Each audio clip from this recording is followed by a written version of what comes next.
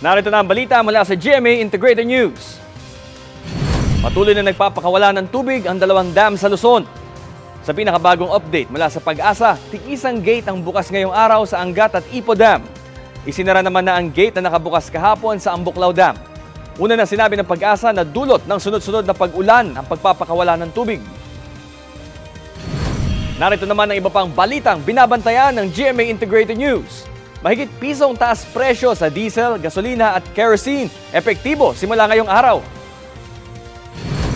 Mula sa Super Radyo DCWB, operasyon ng MRT-3 balik normal na matapos makitaan ng usok ang isang bagon.